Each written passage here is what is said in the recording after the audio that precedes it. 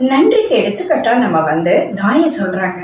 ஆனா நாய் மாறி ஒரு நன்றியாக இருந்து தன்னுடைய வாழ்க்கையை முடித்த ஒரு குதிரையின் வரலாற்றை பார்ப்போமா? குத்புதீன் அரசர் ராஜபுதன் அரசர்களோட ஒரு ஒப்பந்தம் பண்ணியிருந்தாரு. ஆனா அந்த ஒப்பந்தத்தையும் மீறிட்டு சூழ்ச்சி செய்து உதயபுரி ராஜாவான ராஜ்கன்வர் அப்படின்றவரை கைது பண்ணி கூட்டிட்டு வந்துடுறாரு. அவரை கைது பண்ணி அழைத்துட்டு வரும்போது அவருடைய பாசமான வீரமுள்ள நன்றியுள்ள ஒரு குதிரை சுப்ரக்னு பேரு, அதையும் கூட்டிட்டு வந்துடுறாரு. சிறையில இருந்து தப்பிக்க முயற்சி செய்தார் அப்படின்ற ஒரு குற்றத்தை போட்டு அந்த உதயபுரி இளவரசருக்கு மரண தண்டனை விதித்தார் குத்புதீன்.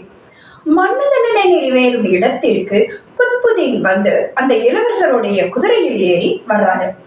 தன்னுடைய எஜமானை இளவரசரை பார்த்தவுடன் அந்த சுப்ர குதிரையின் கண்களில் இருந்து கண்ணீர் பெருகியதாம். உடனே அது என்ன செஞ்சுதான், தான் மேல உட்கார்ந்திருந்த குத்புதீனை கீழே தள்ளிச்சான். தள்ளிட்டு தன்னுடைய வலுவான கால்களின் மூலம் அவருடைய மார்பில விதிச்சுதான். அந்த இடத்திலே குத்புதீன் உயிரிழந்து விட்டாராம்.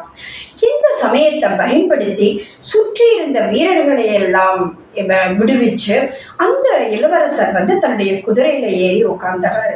தன்னுடைய எஜமானர் ஏறின உடனே அந்த குதிரையும் காற்றை விட வேகமாக அவருடைய அரண்மனையில் கொண்டு அவரை விட்டதாம். இறங்கின உடனே அந்த இளவரசர் தன்னுடைய குதிரையை தடவி கொடுக்க போறாரு. ஆனால் அது சிலையாக நின்று விட்டதாம். ஆமாங்க, அதனுடைய உயிர் பிரிந்து விட்டது. தன்னுடைய எஜமானருக்கு தன்னுடைய நன்றியை காட்டிவிட்ட சந்தோஷத்தில் அந்த குதிரையினுடைய உயிர் பிரிந்து விட்டது.